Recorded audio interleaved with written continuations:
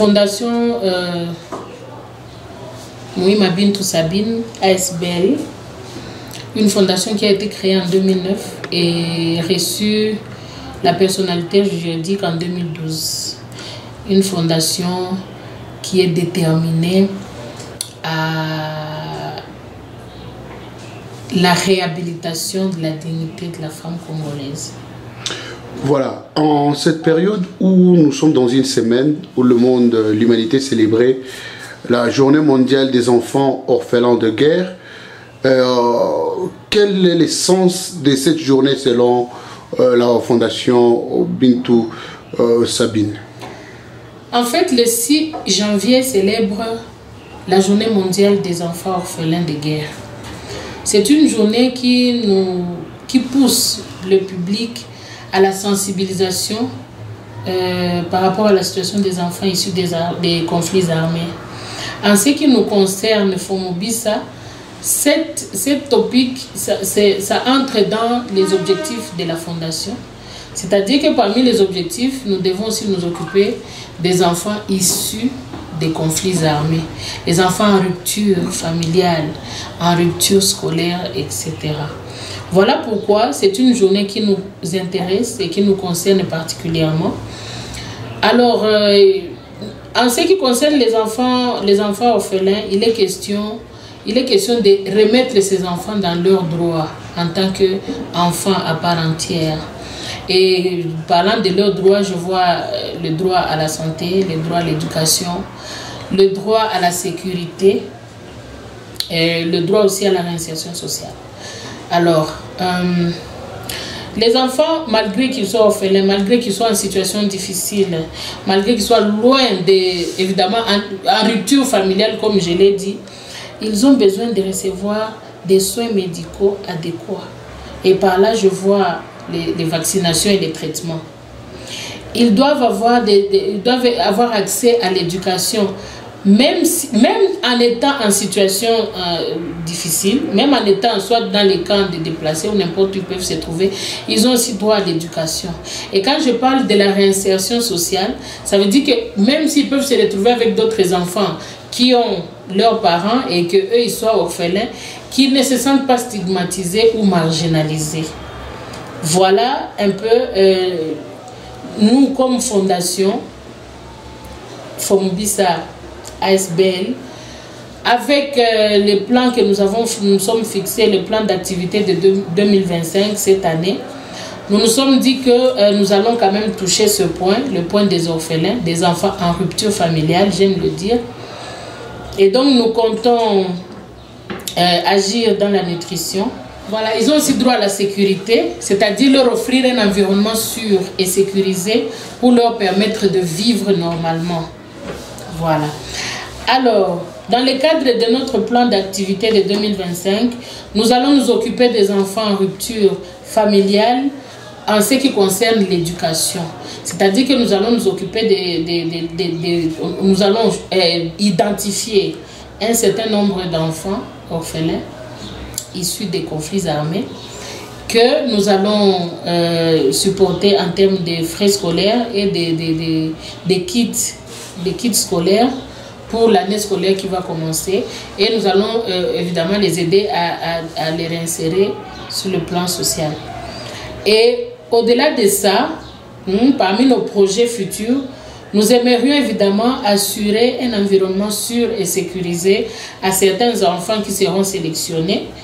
Et c'est pourquoi d'ailleurs je fais appel à tous les partenaires nationaux et internationaux, de telle sorte, mais aussi aux gens de bonne foi, de telle sorte que nous puissions atteindre cet objectif. C'est-à-dire assurer un environnement sûr et sécurisé à ces enfants où ils peuvent aussi recevoir de l'éducation et les soins médicaux adéquats.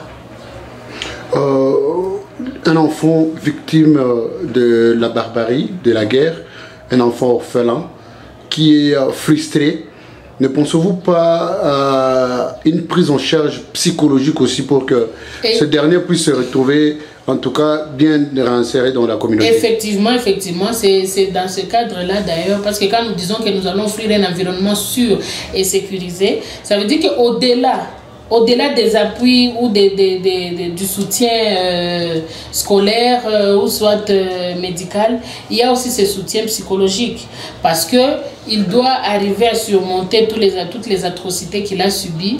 Et donc, nous allons aussi assurer ce suivi psychologique de telle sorte qu'il puisse vraiment se sentir réinséré dans la société.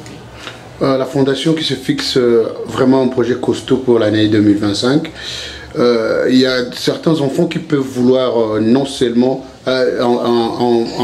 embrasser la carrière de métier par exemple. Avez-vous une idée ou soit une pensée pieuse à cette catégorie? Effectivement, c'est comme je l'ai dit, nous allons agir ou nous allons les soutenir sur le plan éducationnel. Et dans ce même ordre d'idées, ça dépendra pour la catégorie dont vous avez parlé.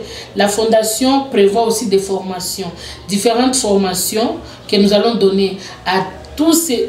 En fait, la formation consiste à relever les niveaux économiques des enfants et des femmes, bien sûr. Mais en ce qui concerne les enfants, nous allons sélectionner des enfants qui vont nécessiter les formations. Parce qu'il y a deux aspects dans cette histoire. Il y a l'éducation comme l'école formelle, mais il y a aussi l'aspect formation. Ça dit que peut-être qu'il n'est pas en mesure de se retrouver au niveau de l'école, mais nous allons assurer des formations pour leur permettre qu'à travers ces formations, ils puissent avoir une indépendance économique. Et là, ça dépendra aussi des âges. Depuis plus d'une décennie, la province de Nord-Kivu souffre, continue à être victime de la guerre. Il y a beaucoup d'enfants, ce qui est vrai, qui ont perdu leurs parents. Quel est le message que vous pouvez adresser à ces parents qui sont victimes? À tous les parents qui sont victimes de toutes ces atrocités, en fait, nous tous, nous en sommes victimes d'une manière ou d'une autre. Ici, chez nous, au Nord Kivu, ici à Goma précisément, vous voyez, nous sommes en train de recevoir des déplacés de guerre chaque jour. Et aujourd'hui encore, ils viennent en masse. Et nous aussi, ici à Goma, nous sentons cette lourdeur. Mais nous ne cesserons de demander à tous ces parents qui vivent directement ces atrocités de rester résilients. Et nous demandons surtout à nos gouvernants, à nos dirigeants, à tous les intervenants qui peuvent apporter une pierre d'une manière ou d'une autre à ce que cette guerre puisse cesser. C'est ça la prière de tous ces parents.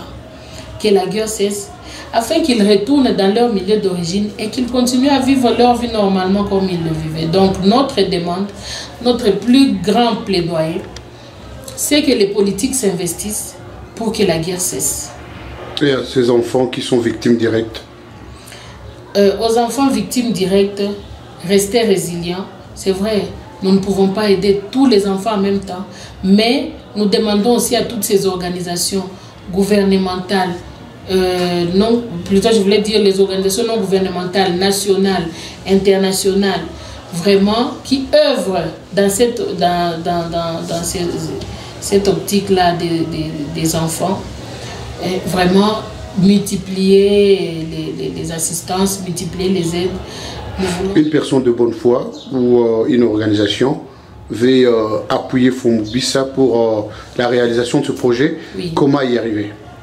Les bureaux de Fomubisa se trouvent derrière la cathédrale de Kitoko, sur l'avenue Motomupenda, dans le quartier Keshero en commune de Goma. Mais aussi, nous allons communiquer nos contacts, notre adresse email et notre numéro de téléphone vous seront communiqués. Nous avons aussi des pages, nos pages Facebook, nos pages, mais plus encore, nous sommes en train de faire la construction de notre site internet que nous allons communiquer.